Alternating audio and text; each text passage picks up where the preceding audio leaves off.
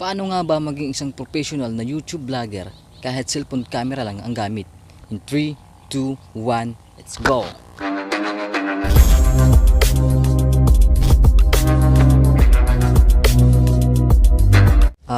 Wala nga pala kayong vines na mapapanood ngayong araw na to dahil wala dito yung mga mukong. Akala nila ang pagiging isang vlogger ay napakadali lang. Camera, vlogging equipment, computer sa pag-i-edit. Ay ilan lang yan na mga gamit na kailanganin mo sa pag-shoot at pag-edit ng mga vlogs mo. Pero sa kabilang banda, saan nga ba ako kukuha niyan? Wala nga akong pang internet para sa pang-upload ng mga videos ko eh. Ayoko na mag-vlog. Sandali. Di mo naman kailangan yan eh. Bakit? Sino ka ba? Huwag ka na marami tanong, punyeta ka. Para tayo matawag na professional YouTube vlogger, ay kailangan natin gawin ang technique number 1. Mahalin mo ang salitang vlog. Damdamin mo. Namnamin mo. Gawin mo itong passion. Hindi yung magbablog ka lang dahil...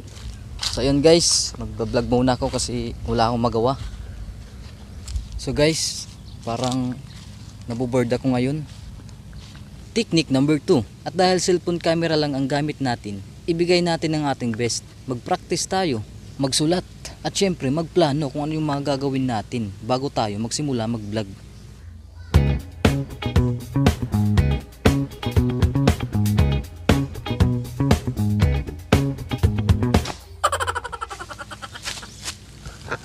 So guys, bibili muna ako ng asin sa tindahan. Mali yun brother. Dapat planchado na lahat ng sasabihin mo at mga gagawin mo. Professional nga, di ba? Technique number 3. Be creative. Mag-isip ka ng mga location na pupuntahan mo at gagawan mo ng mga vlogs na isushoot mo. At dahil hindi pa tayo sikat, gawin mong kakaiba ang laman ng content mo. Gandahan mo ang paglikha. Gawin mong parang pelikula ang mga vlogs na isushoot mo. Huwag mong hayaan na maboard yung mga audience sa pinaggagawa mo.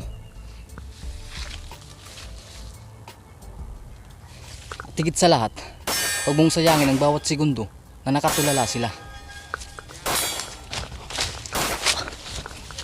Technique number 4. At dahil hindi pa nga tayo sikat, muna tayo mag-upload ng mga video na mahaba. Pero wala namang laman, puro hangin lang. May 20 minutes video ka nga, pero wala ka namang sinasabi, nakatulala ka lang. Anong papanoorin namin? Mabuboard ang mga viewers mo niyan at lilipat sa ibang channel. At ang masama pa dito ay magkakaroon ng bad performance ang iyong analytics dahil hindi nga tinapos ang video mo. Dahil nga sa sobrang haba at ang boring. At pag hindi tinapos ang video mo, malaki ang possibility nito na hindi ito i-promote ni YouTube. Kasi iisipin dito ni YouTube na hindi quality ang videos na ina-upload mo. Sad to say guys, pero yan ang totoo. Kaya mas mabuti na muna sa akin yung mga videos na umaabot lang hanggang 4 minutes, 5 minutes, at least pinapanood mula umpisa hanggang sa dulo. At mas may chance pa ito na i-promote ni YouTube. At huwag ka muna mag-upload ng mga videos tungkol sa araw-araw na ginagawa mo. Hindi ka namang kilala eh, hindi ka naman sikat. Wala kaming pakialam sa'yo. Ano mapapala namin sa'yo? At ito naman ang technique number 5. Hindi ka matatawag na isang professional YouTube vlogger kung nasa 100 subscribers ka pa lang. Kaya huwag kang mahihiya na imbitahin sila na i-subscribe yung channel mo.